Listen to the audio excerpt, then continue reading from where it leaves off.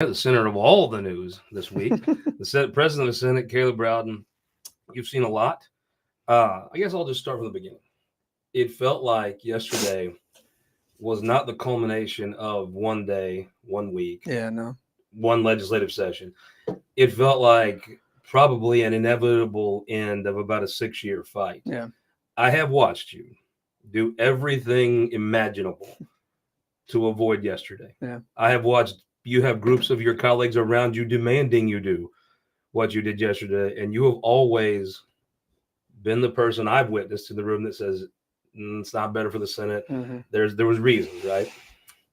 Yeah. What made it different yesterday?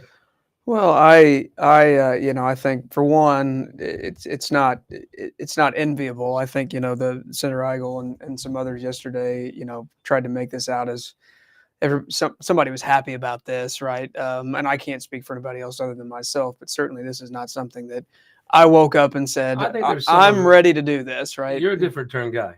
There are some senators who have been attacked That's for right. years and That's years. right. That's They've right. been attacked in elections. They've been attacked on the Senate floor. Yeah. Well, yeah, and I think there have some folks that were have been happy about friends. that. Yeah, and I had to explain that to some folks. Even today, we were having conversations with senators, and I said some of this animosity is very real and it's very deep. There are senators who have been on my team who have lost 30-year friends and friendships and relationships because of things that were said about them that were untrue or from their perspective, taken out of context, whatever. So, yesterday was not, it certainly was the culmination of a long time. And it was also, us just saying at some point, I said all along, I got asked a bunch of times before session started, what's your view of this? Are you optimistic, whatever? And I said, the only way it could be worse, anything that would be below my expectation is if a few folks, which we knew who they were going to be, come in from day one and don't even let us start the process of governing, right? We've never had a year up until now where we weren't able to get to the point where we had bills on the floor. We're talking about substantive policy, stuff's churning through committees, public testimony, all this stuff that the Senate's supposed to be about. We can't even get there. And I said before session, that's the only way this gets worse. And so, and that was an intentional decision by this group of guys to try and, basically undercut a leader that they voted in. And so, I've It's told, interesting. The irony is, I didn't, and I'd love to be in a trench with her at any point. At this point, and I think she would say the same about me. The irony of that is interesting. I mean, I think they thought maybe if we elect this person, we can, just roll her over, and bend her to our will, which clearly she has proven that's not going to happen. My desire here is to do big Republican things. Their desire is to do big Republican things, I think. But what they want to do is to do it on their terms. Let me ask you this. I think Senator Hoskins was upset that he lost the chairmanship, that he felt like he had deserved and earned. I don't think Senator Eigel cared that he took his chairmanship. That's probably right. I don't think that's not really Bill's nuts and bolts legislating. Andrew Koenig is very good at it and probably cared a lot about his chairmanship. Yeah. I don't think Bill will miss the chairmanship. No, and there were a bunch of people. To your point, I've been asked to do this and pressured to do this, and for a long time.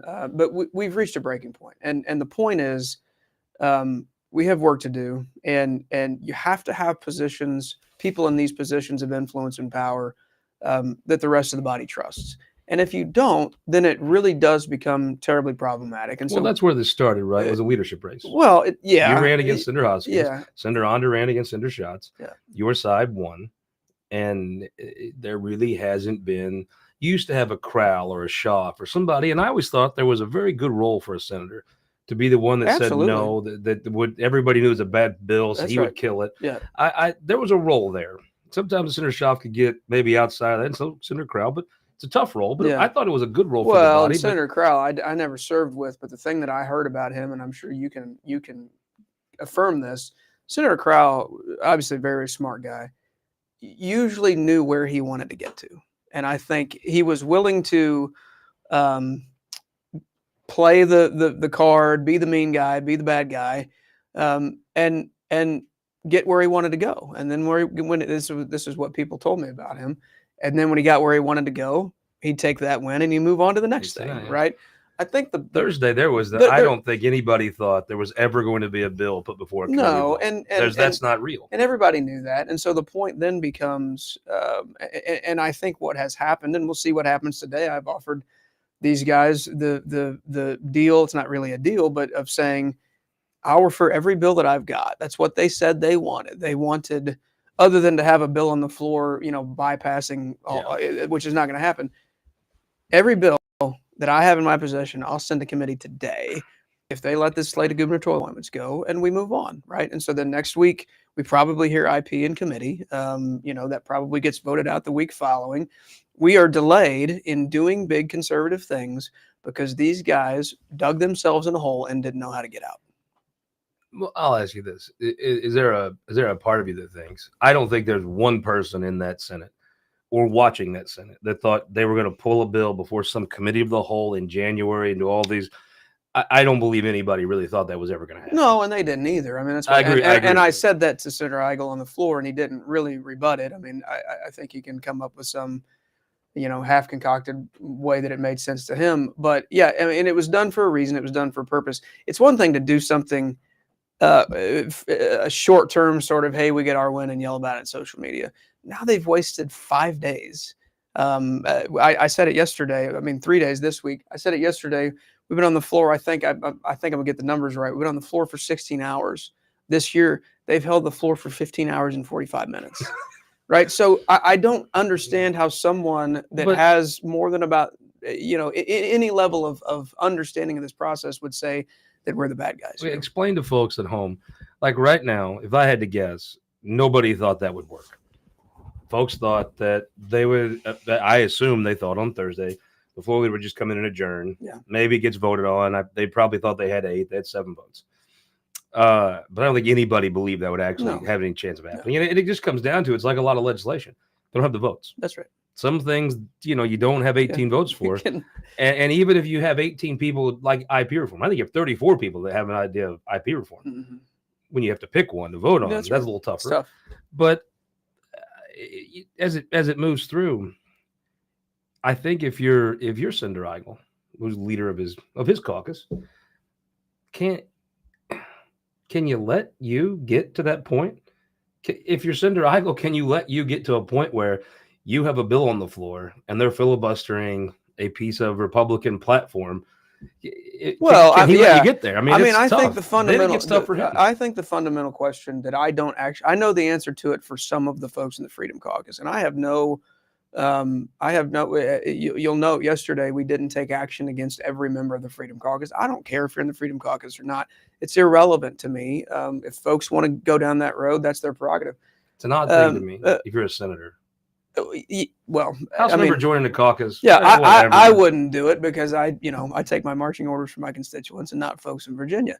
But you can do whatever you want, right? And I don't fault you for that. But now they have stood in front of and are currently standing in front of, because they haven't gotten us to give them a way out, are standing in front of every piece of conservative policy. And so I would have to ask the question that I'm not sure I know the answer to in every one of their instances is, do they actually want that, right? I think, and I'll name some names, I think Nick Schroer wants to pass good conservative public policy. I think he's interested in doing things. I've had those conversations with him. I think Senator Bill Eigel may not be. Maybe he thinks Governor Bill Eigel should be the one to pass big conservative policy. Yeah, and that's fine, but Governor Bill Eigel has to talk to more than about the same 300 or 400 people that are constantly, Twitter is not real life. I've said it over and over again. There's millions of voters out there. Most of them look at, and it's what I said yesterday. Most of those folks who go to work in the mornings, get their kids up, feed them breakfast, go to school, go to work, come home, eat dinner, go to bed. They're not paying attention to this nonsense. No. And the notion that somehow it is in the best short-term interest of Bill Eigel or anyone else to only speak to the same 400 or 500 people in an effort to somehow gain, some sort of political win, just do the right thing for the right reason. And in this instance, doing the right thing is working together to pass big conservative things. I want that, and I think a vast majority of our caucus wants that. I'm not actually sure it's what they want. Well, let me take it back. You took 4 members committee spots, and I guess some parking spaces or whatever. End of the day, I mean, they said it was punitive. They're right. I mean, how is it not punitive? Well, I think I would put it in a Didn't little. you just lay out the case of why you did the punitive thing? I would put it in a little bit of context. I think I would certainly think, to the extent that anybody thinks it's punitive, we can argue however we want. Well, punitive means a punishment. It was certainly justified. I don't, and look, I think that's very reasonable. I think that's the greater kind of narrative to talk about, and the thing that we've been talking about. Right? That's right. It absolutely can be. I walked into, and I explained a little bit to this on the floor on yesterday. I walked into my office on Thursday night last week after a number of hours of this bloviating without a plan. We did this thing, and then we just kept going because we thought Cindy was going to adjourn, and I had a united true Republican majority in my office that was about ready to. I don't know what they would have done. Is it possible? I felt like you've led them through some times where they've taken hits. They've taken hits publicly, privately, on the Senate floor. Yeah.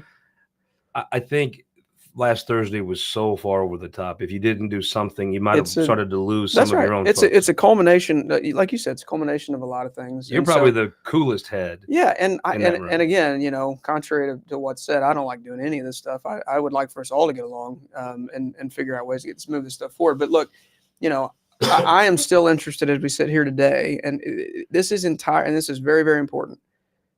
There's a bunch of Republicans in the Missouri Senate who are ready to get to work. Right. I mean, we are ready to get in the committee, hear big bills, vote big bills out, get them to the floor, and frankly, get the Democrats involved in the discussion, because they haven't talked in the last year and a half, and that's not our fault. That's a small minority. If Rizzo is funding the conservative caucus, is he the greatest floor leader ever? He's the greatest senator I've ever encountered in my lifetime. I mean, look. They're after the same objective, right? In some instances, and I would give Senator Rizzo more credit. A good example of, there's one of the rule changes that Senator Eigel offered. I think actually, I don't think it would have been in the best interest of Democrats. I went to the Democrats and I said, hey, look, I'm not going to tell you what to do here, but I am curious. Obviously, it's interesting. We're getting close on votes. Tell me what you're going to do. And JJ was very quick to say, we don't think that this, even though it's in our best interest as a caucus, is not in the best interest of the Senate. And I think that speaks tremendously. It doesn't speak to, it speaks a little bit to, I think Senator Eigel's view and how he described it was, it's a part of the uniparty and all this nonsense. That's ridiculous. JJ is just concerned about the Senate, and a vast majority of his caucus was willing to say, okay, we'll let these guys continue to look like idiots. But we're going to do the thing that's in the best interest of the Senate. And that actually meant a lot to me. I think Senator Eigel and some of those others could take a play out of that playbook. And I think it would be incredibly instructive and helpful to them if folks viewed not their policies.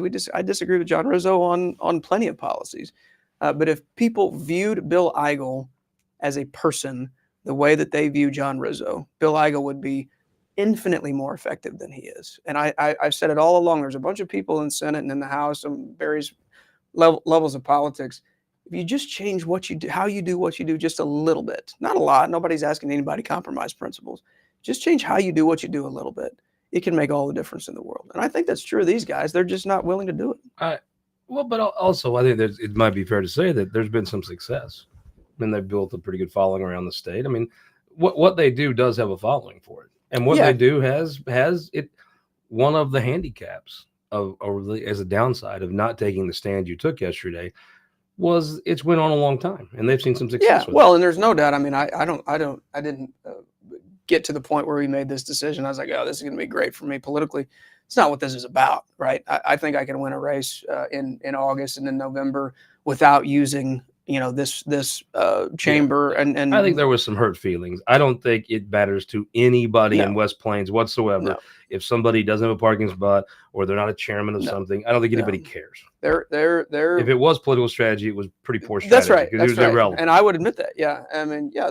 And that's the thing that I think it's what I've always tried to do. Part of it is because I used to, up until, last year, represented an area that had, everything from rural Cooper County to downtown Columbia, right? That does come with a different perspective that I just don't think a lot of these other guys have, right? And so I've always tried to think about, okay, I'm not just thinking about the guy that I know is voting for me, because if I already have their vote, I don't want to betray them. I don't want to, betray my principles, betray the things that I said I was going to do. But there's a bunch of voters out there who I think are just craving sincerity, people who are genuine, people who are real people in politics, right? Because they see what they see in DC, and it's just this, theatrical nightmare.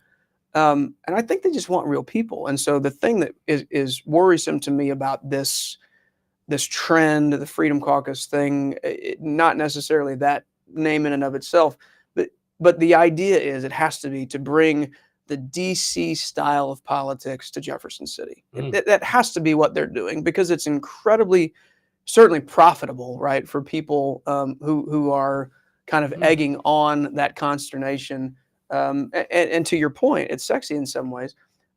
It's really bad for governance, and you've seen, some real struggles for us in Washington, D.C. But at the end of the day, it's not the worst thing in the world if you don't pass that many bills. There are worse things than a bunch of bills. And I've never measured, the success of any session based on quantity.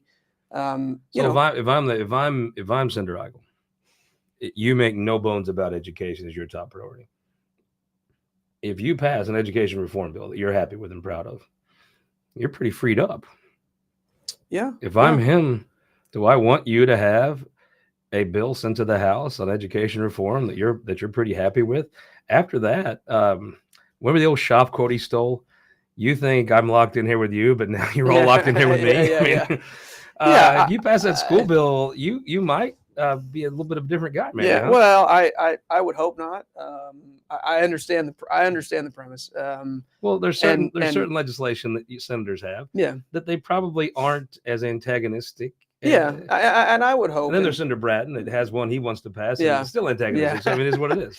Well, I would hope Senator Eigel and I think are aligned for the most part on that. What do you think you're not aligned on? I don't actually know what you're not aligned on. I mean, and I said this on the floor. A lot of it is. I think a lot of the suburban folks are against ag. You're very pro ag. Yeah, I mean, I think other than that, a lot of it is about process, and I've said that, and I think I am willing to take small and substantive wins, right? I think, and I understand now, we're all, me and Denny and Bill and Andrew are all in our last year, right? So there is some levels of recognizing our mortality here. But I've been willing to take small wins over the course of time, which I think now has led to, I think, a really good body of work. You're just never going to get the big thing. It's not always true. You can get a big thing every once in a while, but I think what bothers me about how some of these guys talk to the public is, if we're being honest, there's only so much bandwidth to do the big stuff, right? Part of it comes there, and there's any number of reasons why that is. Probably good reasons. If you're doing something big, you better be careful. That's right. And so and we've the done tax cut. We've done big things. That wasn't anybody's best legislation. It was pretty poorly written. Well, I think we've done big things. I think we've done we've done the heartbeat bill, we've done SEPA, we've done tax cuts, we've done I-70, we've done a ton of stuff. But with few exceptions, and those being, some of them, most of this other stuff is incremental. And so, I think one fundamental difference is property tax being a good example. Bill has made that a focal point of his campaign, and goes out to events and says, when I'm governor, we're going to get rid of the personal property tax. Well, without relation, I don't think he could ever get it through the legislature. Well, he has a concept, right? He has a concept. He doesn't have a plan. And I think when you have, when you just tell every local municipality and county not all of whom are spending their money appropriately, right? I'm not going You're to. talking about drainage districts Yeah, and ambulance we got districts. way too many taxing. There's a lot of stuff Bill and I agree with on tax policy, contrary to popular belief. But you have to get the win when you can get it, right? And so I have tried to help move that conversation forward. I think he knows when he goes out and tells people we're going to get rid of the personal property tax, on my watch. I think he knows that's not true. I think he knows it's not possible. I think he knows. But I mean, he wouldn't be the first politician That's to tell fine. somebody And something. look, that, it is what it is. Yeah. I think that's. I've tried to be, and I'm drawn to people who are willing to explain the nuance, and there's just a ton of nuance in this stuff. There's a ton of nuance. A nuance thing from what you did yesterday. You and Senator Eigel and Senator Hoskins have crossed swords for so long, but they've been firing spears at you for 6 years. Long time. Yeah. Senator Brad and I doubt that was too hard of a decision. But I took that maybe taking Senator Koenig's chairmanship felt like that was maybe a little tougher decision for you. It's certainly tough, and I don't have any. I don't. I still think a lot. When you called him on the floor on Thursday, it looked like you. I don't know if it was mad or kind of hurt, but you seemed a little. It was all the above. I mean, I was. You two have a different relationship. I'm not sure I've ever been more frustrated than I was that particular day, and it wasn't because, again, other than Senator Hageman and frankly, full disclosure, I love Robert Nadell and have been a friend of his for a long. Former Mayor Slade. Look, there's a bunch of good people on this slate, but no real There's no hide the ball thing here, right? There's just some good folks on here willing to serve. I didn't hear anybody on the Senate critique any of the appointments. No, and that's what I thought was probably frustrating. Even up until now, I've continued to ask that question to folks who've been part of some of the conversations we've been having offline, because if that's the case, if there's a legitimate concern there, then let's voice that legitimate concern and treat the process the way it's supposed to be treated.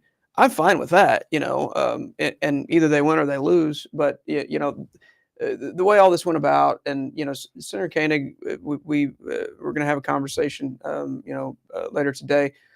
I still think a lot of him. I do think he's made some poor choices, but also you have to think about, he's out of the Senate, or he's leaving the Senate, running for the next office. I think his view of this and how he chooses to treat the next few months is a different calculation than that of somebody like Senator Schroer or Senator Carter, who are here for 6 more years, right? There are different. There could be differences in how those folks view.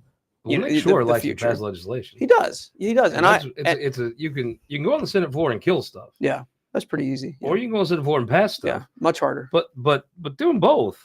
That very seldom is someone a bill killer and a bill passer. Yeah, You're usually one of the two. And it's a bandwidth issue. I mean, there's only so much ability you have to be involved in every. You go kill Rusty Black's bill. Well, your day will come. Yeah, it'll be set for you. So I'm never going to kill a Rusty Black. But you know what I'm saying? It's pick your senator. Yeah, you go out there and just take their piece of legislation that's pretty. They don't think is that controversial. Yeah. You sink it. Now, if you're sinking it and you truly have a passionate pot, that's one thing. And I don't have any, and that's been part of my message to these guys, and I'm sincere in this. If you're talking about policy, you have legitimate concerns. Either you go out there, you let us get the bill to the floor, let us get the bill through the process. You go out there and you try to make it better. And if the body doesn't agree with you that here's what we should do to make it better, then you either let it pass and vote no, or you kill it, right? I mean, we're very rare that we PQ anything in that place. So that's the process. That's the senatorial process. And I will never fault anybody, whether it's something I agree with or not, for doing that, right? I think the thing that has risen this whole scenario to the point where we had to do something was we're not even there. We're not even talking about that. We're not arguing about policy. We're arguing about process and, a small group that's trying to grab some power. Looking forward. Can you move off this gubernatorial appointment slate? Or are you on this until you get this done? We'll get it. Yeah, I mean, it's the next thing in front of us. So I have no. Again, nobody's come to me and said we have legitimate concerns about this person. And so again, I think it's the flaw in the plan. I don't think this was a plan. I think this was them just putting themselves. I think they thought Senator Laughlin would come in about 12:30. They literally, and they've done this time after time after time over the course of the last few years. They dig themselves into a hole, and they used to ask Dave Schatz or myself to come and save them. And many times we did. We gave them a lifeline. We gave them a way out. Looking back, I don't think we're going to be able to give them a way out this after time. one day out from this, do you think you should have done something like this before? I don't. I don't. I think there have been moments that folks came to me and asked or demanded or poked and prodded that this was necessary. And my point was always, I always thought it could get worse. And so I didn't want to be the guy that took the action, that took it to the point, the breaking point, right? But I came to the point, over the weekend where I don't think there was any way it could have gotten worse. And so action. And you had some members of your call, because you have some folks that ready to do this a long time ago.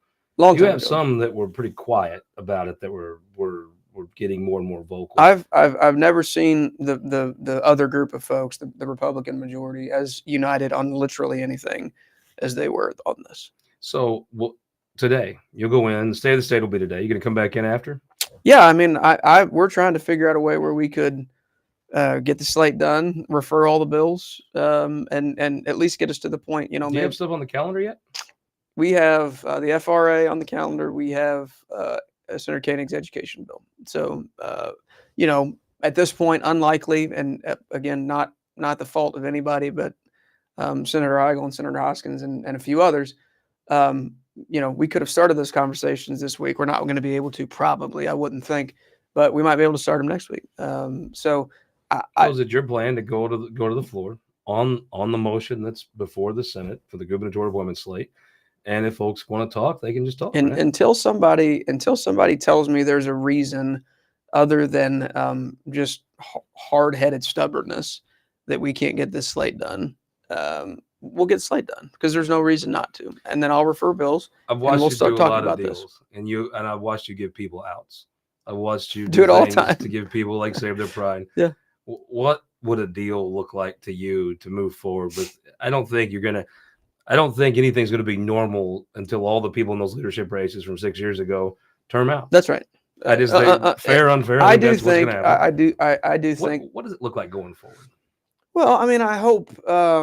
This year, I think if we focus on policy, I think we can get some wins. But that's not the matter, right? Well, it can be. I mean, it should be. So you think doing this will give an easier road to hoe for Senator O'Laughlin next year? I think, yeah, I do actually. I think it gives her, I think she knows who's on her team. I see some of the stuff Dean Plugger's dealing with. And it's a big team. I mean, she's got a big team. The winner for some of the stuff he's dealing with is going to be Speaker Patterson. Yeah. I think the beneficiary of some of the stuff you're doing is probably going to be Senator O'Laughlin. Yeah, I mean, I think that, this interesting kind of narrative that we can't, the Senate can't function without, it has to have new leadership, et cetera. If you took a vote, I didn't have an opponent, so it's not really fair in my race. If you take a floor leader vote today, Cindy gets more votes than she did in last whenever we took that. 17's the floor, right? It's not even close, right? And so, and that is a testament to her. And remember, she's the only person that ever formally left the conservative caucus. She didn't do it because she's any less conservative. She is one of the best examples I can give, Ed Emery being another great example, of people who are as conservative as anybody I know, but who are willing to be honest about the nuance. I'm not asking anybody to compromise principles. I'm asking people to be honest about the nuance and be honest with their voters, that sometimes you get what you get, and then you live to fight another day. She has been exceptionally good at being honest about the nuance. She's in a good spot because you've got a senator on. You got a speech to go watch today. What would be the framework of an agreement that you could sit down with Senator Eigel and be like, okay, this is what I can get 18 people to agree on to do. Here's our offer. Well, what does that look like? I mean, it just feels like somebody's going to have to win this, and now you're going to have to win on the gubernatorial side. Yeah, I mean, I don't think, and I don't even consider the deal that we have before us.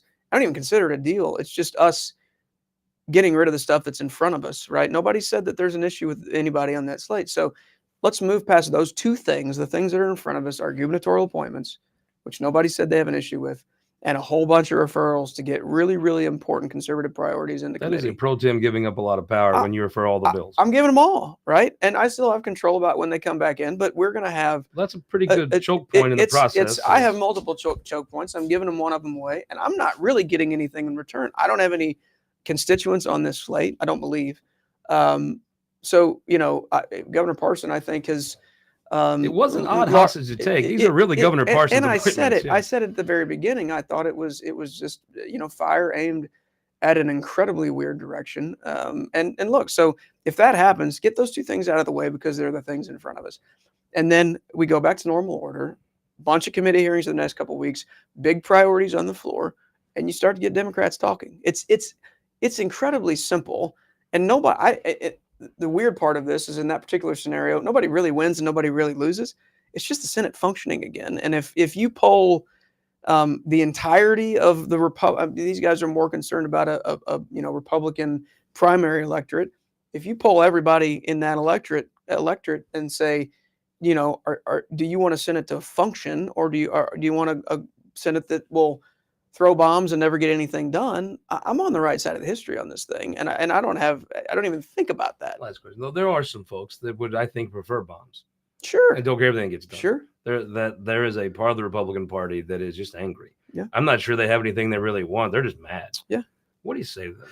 Well, how do you explain what you're trying to do to someone who's a keyboard warrior that if you saw him at the Capitol, they'd come and say hi to you and want a picture with you for their Facebook page. But on the internet, they'll just savage you. How do you explain what you're doing? I think, one, we have done more, if we're being honest, we've done more really big, consequential conservative things during my time in leadership, and even before that, during my first 2 years in the Senate with Ron and Mike and at the helm, and these guys were at odds with them too.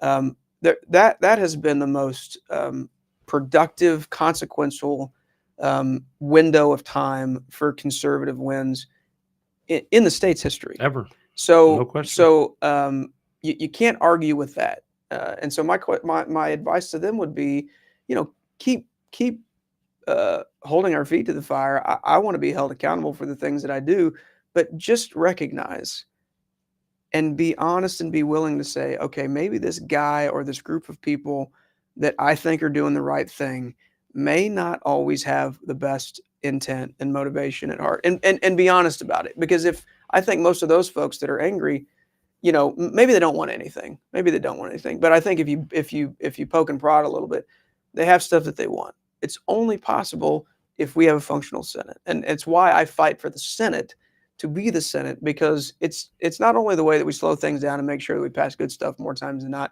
but the Senate is the chamber that passes the big stuff. The House passes everything. Mm-hmm. The Senate is the chamber that passes the big stuff. So if we don't function, and you can prescribe blame wherever you want, but if we don't function, and right now the blame is clearly at the feet of the folks in the Freedom Caucus, if we don't function, you don't get the wins that you want. And so today, right now, as we sit here, confirm appointments that nobody says that they care about. I'll refer every bill I've got, and we will start talking about big conservative things next week. And it's clear. I'm not trying to hide the ball. I'm not giving a different deal to somebody else behind closed doors. That's the deal, and I'm so sure of it that I'm saying it. I said it on the floor yesterday. I'm saying it here. I'm saying on every radio interview I'm doing. If you want to do big conservative stuff, get these guys to stop making noise for no reason. Let Cindy O'Loughlin do her job, and let's do big conservative stuff. Well, hypothetically, if someone wanted to come up and watch you do big conservative stuff, what is the one hotel they should obviously stay in if they want the best night's sleep? They want to run into folks in politics. There's only one, right? I stay at my house. But if you had a constituent, if you had people coming in, I think the Courtyard by Marriott. Well, yeah, the Courtyard by Marriott's where you'd stay. And also, speaking of Hageman, there is one fiber. I got to give you something. Oh, check this out. United Fiber, the Yeti. If you want to, you've appropriated a lot of broadband. I don't think I can take that. Oh, okay, never mind. Shit. Our friends the Ethics Commission, that was stagecraft. Up in Savannah, they do a hell of a job. If you want to feel good about the money being appropriated, they actually the St. Joseph folks want the Savannah folks to come in, the co-op to come in at United and service the city people. They've done such a fine job. And in Central Missouri, you got a lot of constituents on co-op. Oh yeah. Done very well for folks. Want to thank you for coming in. I know you probably get tired of talking about this. I appreciate it. Appreciate the insight, and best of luck. Thank you. We'll be back Sunday morning. I think we're going to have Governor Parson on as our featured guest for Sunday after he does his big State of the State on This Week in Missouri.